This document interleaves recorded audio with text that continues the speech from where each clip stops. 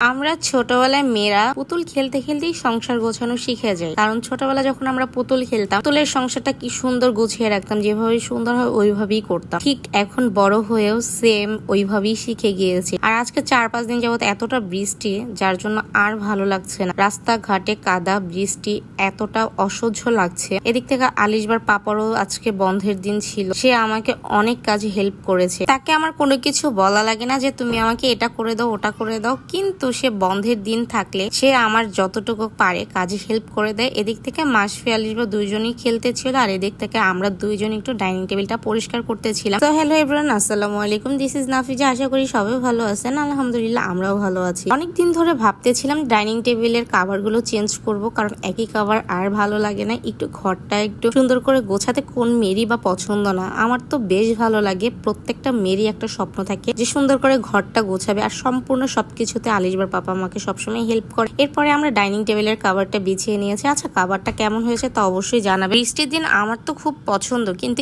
এরকম টিপ টিপ বৃষ্টি আর ভালো লাগছে না, যে কারণ রাস্তায় নামলেই শুধু কাদা, বাচ্চাকে স্কুলে পাঠাতেও সমস্যা হয়ে যায়। এটা ছিল রাতের ভিডিও। পরের দিন সকালে উঠে আবারও সেম মেঘলা আকাশ, ঝিরিঝিরি বৃষ্টি পড়ছিল। অবশ্য আমাদের কাছে এগুলো দেখতে ভালো লাগে, বাট যারা অফিস আদালতে যায়, স্কুলে যায়, ভার্সিটিতে যায়, কলেজে যায়, তাদের জন্য অনেক বেশি মুসিবত হয়ে যায়। রিক্সা পাওয়া যায় না, গাড়ি পাওয়া যায় না এই বৃষ্টির দিনে। ঘরটা একদম অগোছালো হয়েছিল, আর হেল্পিং হ্যান্ড তো ওনারা মাসে 3 দিন ছুটি কাটায় 10 দিন পর পর, যার জন্য আজকে আমার হেল্পিং হ্যান্ডটা আসেনি। এর জন্য আমারই সব কাজ করতে হচ্ছিল। তো এই ফাঁকে আমি চিন্তা করলাম একটু নাস্তাটা করে নিই। আর আমার তো বেশ কেক দিয়ে দুধ চা অনেক বেশি পছন্দ। অনেক দিন পর একটু দুধ চা খাচ্ছিলাম, কারণ আমার তো এখন দুধ চা তেমন একটা খাই না। তো আজকে মনে হলো যে ঠান্ডা ঠান্ডা ভাব, যেহেতু আমি একটু চা দিয়ে কেক খাই, আমার কাছে খুব বেশ ভালো লাগে। আর এই ফ্রেশ কেকটা আমার কাছে অনেক বেশি মজা লাগে। খাওয়া দাওয়া শেষ করে ঘরটা একটু গুছিয়ে ঘরটা ঝাড়ু দিতে নিয়েছিলাম। এদিক থেকে দেখেন আমার ছোট মেয়ে ঝাড়ু নিয়ে আমাকে হেল্প করতেছিল। দেখেন আমার আর কষ্ট কি, 2 মেয়ে বড় হয়ে যাচ্ছে আমাকে হেল্প করার জন্য। তারপর আমি বলছি তুমি ময়লাগুলো এই পাশে দিও না মা। সে কি আর আমার কথা শুনে, সে তার মতন করে সে ঝাড়ু দিবে, ময়লাগুলো অগোছালো করবে, এটাই তার কাজ। যাই হোক,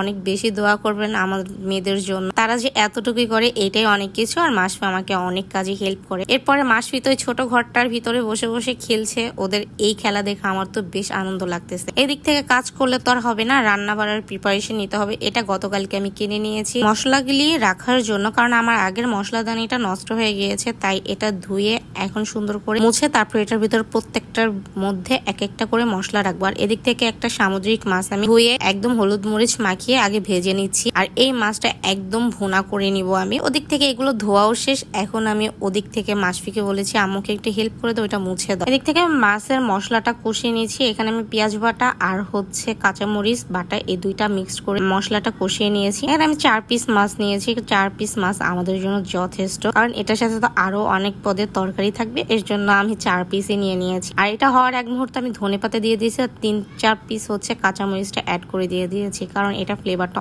অনেক সুন্দর আসে। এদিক থেকে আমি একটা মাসফিকে আম কেটে দিলাম যে তুমি একটু আম খেয়ে নাও। ও আর আলিশবা তো কোনো ফ্রুটসই খেতে চায় না, জোর জবরদস্তি করে আমাকে মাসফিকে খাওয়াতে হয়। এদিক থেকে আমার মশলাটাও অনেক সুন্দর করে সাজিয়ে ফেলেছি। ডাল বসিয়ে দিয়েছি, ডালের জন্য পেঁয়াজ আর রসুনটা বাগারটা করে নিয়েছি, এখন বাগার দিয়ে নিব। ওদিক থেকে পটল ভাজি করবো আজকে, ডাল পটল ভাজি আর হচ্ছে মাছ ভুনা, এটা দিয়ে হয়ে যাবে। যেহেতু রাতের খাবার, দুপুরবেলা খাবারে আমাদের তরকারি ছিল, এর জন্য আর এতটা প্যারা নেইনি। বেগুন ভাজি, পটল ভাজি এগুলো দিয়ে তো অনায়াসে অনেকগুলো ভাত খাওয়া যায়। রান্না বাড়া শেষ করে ফ্রেশ হয়ে খেতে বসেছি। সারাদিন পরে অনেক বেশি ক্ষুধা লেগেছিল। আর ভাত খাবো হচ্ছে পটল ভাজি, ইলিশ মাছ ভাজি আর হচ্ছে কাঁচামরিচ, সাথে থাকবে ডাল। ইলিশ মাছ হচ্ছে সকালবেলা আলিশবার পাপাকে আজকে লাঞ্চের জন্য ইলিশ মাছ ভাজি করে দিয়ে দিয়েছিলাম। আর আমার কাছে তো বোম্বাই মরিচ আর কাঁচামরিচ ভালোই লাগে খেতে। আপনাদের কার কার পছন্দ? হালকা ঝাল না হলেও একটু ফ্লেভার হলেও অনেকগুলো মনে হয় ভাত খাওয়া যায়। আর বৃষ্টির দিনও কাজ করতে কেমন যেন আলসামি লাগে, এর জন্য একটু লেট হয়ে গিয়েছে। আরো ছিল না হেল্পিং হ্যান্ড, সবকিছু মিলিয়ে হজবরল। আর আলিশবা দিক থেকে কান্না করতেছিল, এখন ঘুমাবে, কিন্তু ওকে ঘুমাতে দেওয়া যাবে না, কারণ রাতে তাহলে জেগে থাকবে। ওরে ঘুমাইতে হলেও হচ্ছে দুপুরবেলা। আজকে দুপুরে যেহেতু ঘুমাই নেই, সে তো সন্ধ্যার পরে সে পাগল হয়ে গেছে, সে ঘুমাবে। আমি ঘুমাতে দিচ্ছিলাম না দেখে সে অনবরত দুষ্টমি করছিল। এদিক থেকে লাস্ট মোমেন্ট কান্নাই করে দিয়েছিল। যাই হোক, আজকের ভিডিওটি কেমন লেগেছে? আজকের ভিডিওটি আলিশবার কান্না দিয়েই বিদায় করছি। দেখা হয়ে যাবে নেক্সট একটা ভিডিওতে। সে পর্যন্ত সবাই ভালো থাকবেন। আল্লাহ হাফিজ।